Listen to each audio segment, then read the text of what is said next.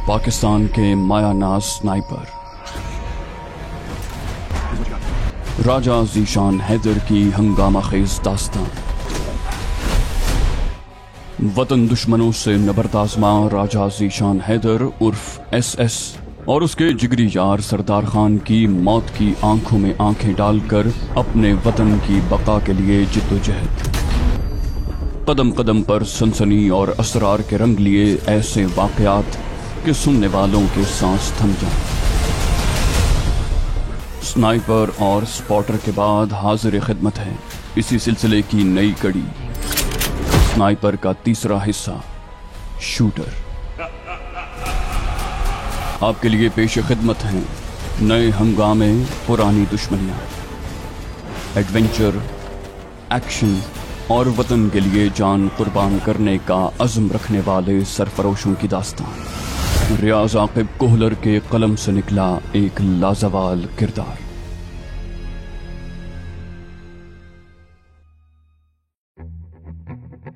सरदार unit के gate पर मिला। मुझे देखते ही उसने जोर से नारा बुलंद किया और बाजू फैलाकर लिपट गया। उसके हमरा इलियास भी था। इलियास मेरा खुसूसी शागिर्द था। अगर आप लोगों को याद हो तो उसे बचाने के लिए मैं मरते मरते बचा था। वो भी मुझे अकीदत से मिला। दोनों बाजार जा रहे थे। सरदार ने मुझे साथ चलने की दावत देते हुए कहा, चल राजे, तुझे खाना खिलाते हैं। लंगर पर तो दाल पकी है। हम मेस को उमूमन लंगर ही बोलते हैं। मैंने नफी में सर हिलाया, कहा रहने दो, भूख नहीं है। उसने पलवशा का जिक्र करके मुझे मतून किया। बोला मैं लिख कर देता हूँ। उसने न सिर्फ डट कर खाना खा लिया होगा बल्कि आज खुसूसी तौर पर मीठा पकवान भी बनाया होगा। मैंने भिन्नाते हुए कहा, तेरे वाले की तरह नहीं है। वो फखरिया लहजे में बोला, हो भी नहीं सकती, जापान की चीजें पायदार होती हैं। उसकी बीवी लीजोना जापानी थी। मैंने झिड़कते हुए कहा, अबे बेशरम पठान, पलवशे चीज नहीं इंसान है।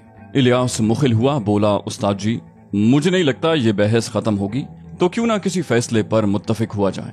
सरदार ने उसे हिदायत देते हुए कहा, यार तुम खाना ले आओ, यहीं खा लेंगे। नान, सलाद और चटनी लाना मत भूलना। इलियास सर हिलाते हुए बाहर निकल गया। सरदार मेरे साथ हो लिया। इलियास के जाते ही वो पश्तो में शुरू हो गया, नोरवाया दिमा संगे दे। अरबों की तरह पठान भी अपनी जबान पर फख्र करते हैं। बोला, और सुनाओ, तेरी तीसरी कैसी है? नाम तो बहुत खूबसूरत है, राजकुमारी परमा। मैं तंजिया लहजे में बोला, क्या लगता है एक राजकुमारी के नजदीक काश्तकार के बेटे की क्या अहमियत होगी जो पहले से 2 बीवियों का खामद हो। वो मुतासिर हुए बगैर बोला, ज्यादा मजलूम और मासूम बनने की जरूरत नहीं है। ये आजिज़ी उसे दिखाओ जो तुम्हारे करतूतों से वाकिफ नहीं हो। मैंने डांटते हुए कहा, नामुमकिन है कि खान की समझ में बगैर मार खाए कुछ आ जाए। वो छाती चौड़ी करके बोला, खान पर हाथ उठाने से पहले गोरकन से कब्र की जगह मुख्तस करवा लेना जरूरी होता है। मैंने मौजू तब्दील करने की कोशिश की। कहा, क्या फजूल बातों में पड़ गए हो, यूनिट की नई ताजी सुनाओ।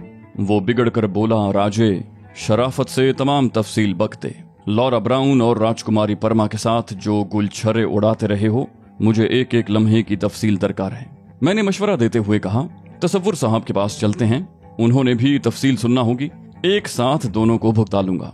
मुंह बनाते हुए उसने मुझे यूनिट कैंटीन के सब्जाजार की तरफ खींचा। फिर बोला, रहने दो, उनके सामने तुमने तफसील नहीं वाज ही सुनाना है। मुझे तुम्हारी निशानेबाजी और जासूसी की फजूल कहानियों से कोई गरज नहीं। कुर्सी पर बैठने की बजाय हमने नीचे बैठना बेहतर समझा था। मैंने एक जवान को अपनी आमद की इत्तला देकर हवालदार मेजर के पास भेज दिया था। यूनिट में हाजिर होते ही फौजी के लिए सबसे पहले जिम्मेदार शख्स को अपनी आमद की इत्तला देना जरूरी होता है। सरदार ने बैठते साथ बैरे को पंजाबी, उर्दू, पश्तो में एक साथ पुकारा, आला का, दुआ चाय रावड़ा, खालिस दूध में, मीठा रोक के, पत्ती ठोक के। मैंने पूछा, मरियम बहन कैसी है? वो झल्लाते हुए बोला, ओ मामा, मरियम भी ठीक है, सुल्तान उसका बेटा भी ठीक है, मेरा सारा खानदान मजे में है। अब मुंह से वो फूटो जो मैं सुनना चाहता हूँ। उसकी बेसब्री पर मैंने कहा बुलंद किया, लेकिन साथ ही उसकी मजीद बकवास से बचने को तफसील बताना शुरू कर दी। इस दौरान कैंटीन वाला लड़का चाय रख गया था। सरदार बीच बीच में सवाल करता रहा। आखिर में वो कह रहा था, मुझे नहीं मालूम था कि कोई लड़की इतनी समझदार भी हो सकती है। सच कहूं तो तुम्हारी बेइज्जती का सुनकर जितनी खुशी मुझे हो रही है उतनी पलवशा बहन को भी नहीं हुई होगी। मैंने कहा, क्या ख्याल है उसने ऐसा क्यों किया? सरदार ने पूछा, और क्या करती? मैं इत्मीनान से बोला, अपने मोहसिन के साथ कैसा सलूक किया जाता है? सरदार ने मुंह बनाते हुए कहा, तुम जैसे मोहसिन के साथ इससे कुछ बढ़कर ही बर्ताव करना बेहतर रहता। गुफ्तगू के दौरान ही मगरिब की अजान होने लगी। हम मस्जिद की जानिब बढ़ गए। वहीं तसव्वुर साहब से भी मुलाकात हो गई थी। अब वो एजाजी कैप्टन का रैंक लगा चुके थे और उनकी नौकरी भी करीबुल इख्तिताम थी। उनकी दावत पर उनके कमरे में चले गए। इलियास खाना वहीं ले आया था। खुशगपियों में खाना खाया गया और फिर चाय पी रहे थे कि तसव्वुर साहब का फोन बजने लगा। मोबाइल स्क्रीन को देखते हुए उन्होंने हमें खामोश होने का इशारा किया। बोले, कमांडिंग ऑफिसर की कॉल है। फिर बटन दबाते हुए मोबाइल फोन कान से लगा लिया। अस्सलाम वालेकुम सर, मुअद्दब अंदाज में कहते हुए वो लम्हा भर खामोश हुए और फिर कहा, जी सर, अभी थोड़ी देर पहले ही पहुंचा है, मेरे पास मौजूद है। शायद कमांडिंग ऑफिसर ने मेरे ही बारे में पूछा था। ठीक है सर, अस्सलाम वालेकुम सर। राब्ता मुनक़ता करके वो मेरी तरफ मुतवज्जे हुए। कर्नल साहब याद कर रहे हैं। हम सरदार और इलियास से इजाजत लेकर कर्नल साहब के दफ्तर की तरफ बढ़ गए। दफ्तर के सामने हमें थोड़ी देर इंतजार करना पड़ा क्योंकि रात को दफातर बंद होते हैं। अफसरान किसी खास मकसद ही से दफ्तर आते हैं। वसीम साहब अपनी कार खुद ड्राइव करके पहुंचे थे। हमने एड़ियां जोड़कर सलाम कहा। नीचे उतरकर उन्होंने हमसे मुसाफा किया और दफ्तर की जानिब बढ़ गए। चंद लम्हों के बाद हम उनके सामने बैठे हुए थे। रस्मी कलिमात की अदायगी के बाद उन्होंने मुझे परमा अंसारी को बखैरियत वतन वापस लाने पर शाबाश दी और फिर मतलब की बात पर आ गए। बोले, जवान, ISI हेडक्वार्टर की जानिब से चिट्ठी मौसूल हुई है, वो तुम्हें मांग रहे हैं। मुझे अचंबा हुआ। मैंने कहा, समझा नहीं सर। वो सोचते हुए बोले, यार, समझ में तो मुझे भी नहीं आ रही कि एक स्नाइपर को जासूस बनाने पर वो क्यों तुले हैं। अलबत्ता तुम्हें वहां नहीं भेजूंगा। उनकी गुफ्तगू मेरे सर पर से गुजर गई। तसव्वुर साहब मुखिल हुए। बोले, क्या राजा की मुस्तकिल पोस्टिंग आई है सर? कर्नल साहब बोले, लगता यही है साहब, लेकिन छुट्टी में सिर्फ तरबियती दौरानिये का जिक्र है और सच कहूं तो इसके पसे पर्दा अंसारी साहब का हाथ लगता है। उनके एजेंसी से गहरे रवाबित हैं और ज़ीशान के हालिया मिशन को लेकर वो बहुत पुरजोश थे। ये कहते हुए वो अचानक मेरी तरफ मुतवज्जे हुए। बोले, क्या इस ज़मीन में तुमसे अंसारी साहब की कोई बात हुई थी? मैंने नफी में सर हिलाते हुए कहा, नहीं सर। उन्होंने इस बात में सर हिलाया, फिर बोले, ठीक है, तैयारी पकड़ो। मैं गड़बड़ा गया। कैसी तैयारी सर? वो बोले, जनूबी पंजाब के मशहूर मुन्ना गैंग के खिलाफ ऑपरेशन में स्नाइपर्स की जरूरत महसूस की जा रही है। मुझे कहकर वो तसव्वुर साहब की तरफ मुतवज्जे हुए। बोले, हेड क्लर्क को बता दो ज़ीशान के ऑपरेशन पर होने का जिक्र करके जवाबी चिट्ठी भिजवा दे और ज़ीशान को दूसरे स्नाइपर के हमरा फिलफौर ब्रिगेड हेडक्वार्टर रहीम जार खान भेज दो। बाकी तफसील इन्हें वहीं से मिल जाएगी। तसव्वुर साहब ने इस बात में सर हिलाया। बोले, ठीक है सर। वसीम साहब ने उन्हें चंद और हिदायत दी और हमें जाने की इजाजत दे दी।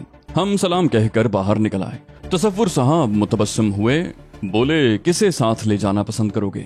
मैंने इत्मीनान से कहा, मैं बेआराम हो रहा हूँ तो दुश्मन क्यों आराम करे? उन्होंने तहकहा बुलंद किया। बोले, जानता था सरदार को ही ले जाओगे। बहरहाल मैं हेड क्लर्क को तुम्हारे मूव ऑर्डर का बता देता हूँ, तुम दोनों जाने की तैयारी पकड़ो।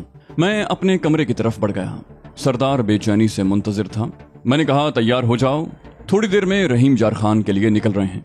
वो हैरानी से मुस्तफसिर हुआ। क्या सच? मैंने इस बात में सर हिलाकर कहा, हाँ, और अपने लॉकर की तरफ बढ़ा और नंबरों वाला कुफल खोलकर सफरी बैग में जरूरत की चीजें डालने लगा। चंद मिनट में तैयार होकर हम कोत में पहुंचे और रेंज मास्टर का बक्स, एमुनिशन और स्नाइपिंग का दूसरा सामान उठाकर यूनिट की MT यानी मिलिट्री ट्रांसपोर्ट की तरफ बढ़ गए। अगले आधे घंटे में हम सफेद रंग की वीगो में सवार यूनिट से निकल रहे थे। वीगो को वापस लाने के लिए ड्राइवर और एक हवालदार भी साथ था। सड़क पर आते ही सरदार ने पूछा, अब जरा तफसील हो जाए। मैंने सब दोहरा दिया। उसने हैरानी जाहिर की। बोला, आखिर ISI को तुम जैसे निकम्मे की क्या जरूरत पड़ गई है?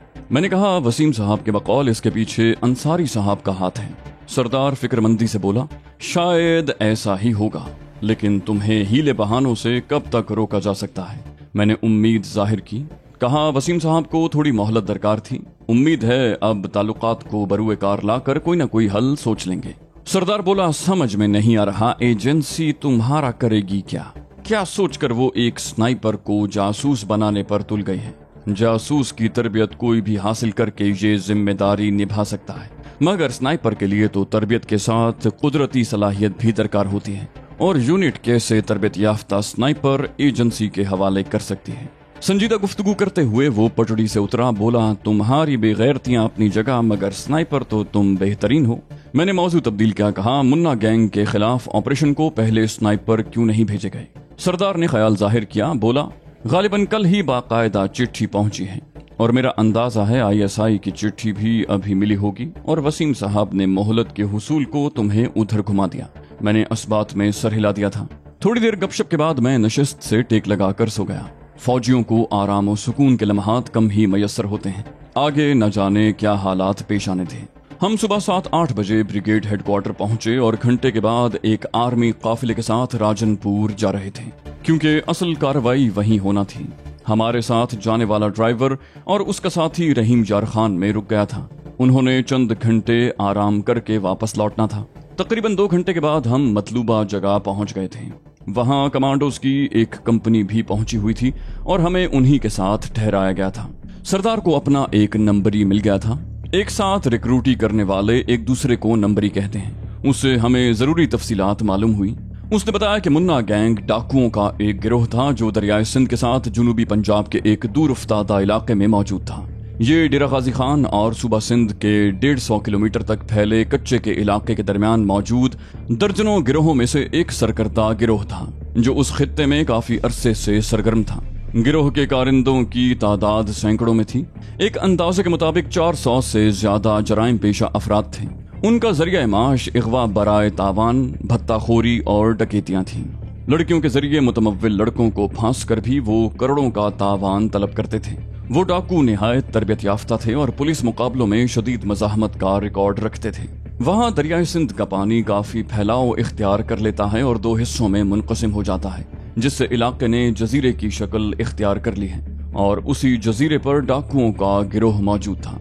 वो जजीरा 2010 के सैलाब के बाद दरियाए सिंध में उभरा था। जजीरे की लंबाई 10 किलोमीटर और चौड़ाई 3 किलोमीटर थी। इलाका वैसे तो जिला राजनपुर में आता था, अलबत्ता वहां से रहीम यार खान की सरहद बहुत करीब थी।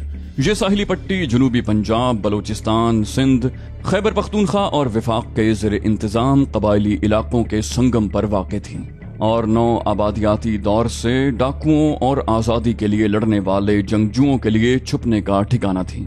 ये इलाका मुख्तलिफ अमलदारियों के दरमियान वाक़ था, जिस वजह से यहाँ तक कानून की रसाई मुश्किल हो जाया करती थी।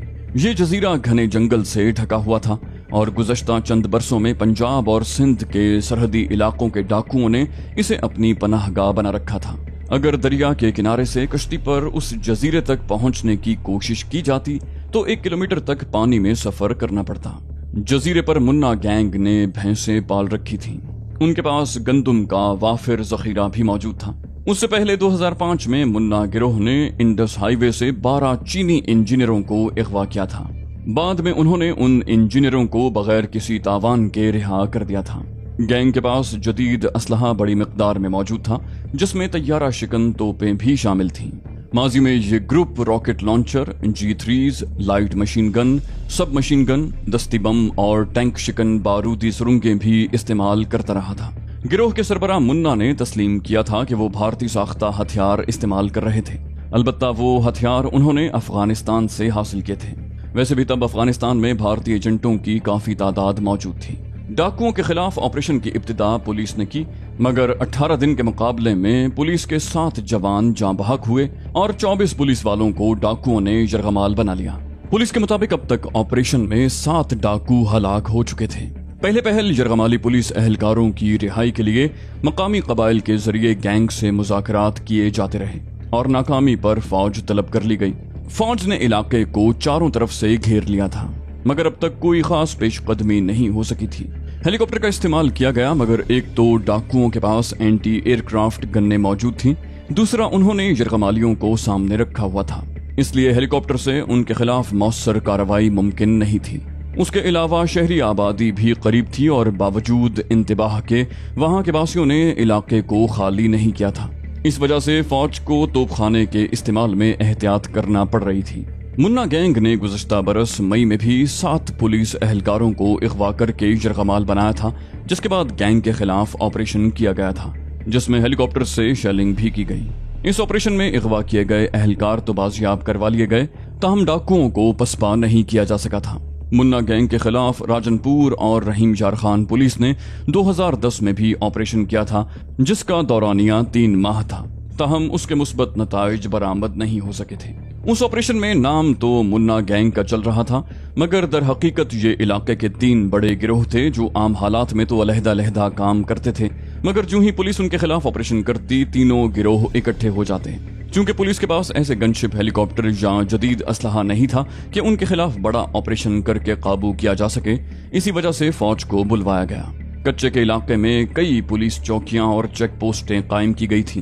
ताहम वो इलाका इतना वसी और खतरनाक था कि डाकू मुख्तलिफ खुफिया रास्तों की मदद से पुलिस नाकों से बच निकलते थे। साथ ही वो लोग मकामी भी थे और बस्तियों में उनके खानदान आबाद थे, तभी वो उन आबादियों को ढाल बना लेते। ये तमाम तफसील हमें सरदार के नंबरी से मिली, मगर उसमें हमें अपने काम के बारे में कोई अंदाजा नहीं हो सका था। इस बारे हमने सरदार के नंबरी से सुनगुन लेने की कोशिश की, मगर वो लाइल्म था। गर्मी काफी ज्यादा थी और इसी वजह से हमने छत पर सोना पसंद किया।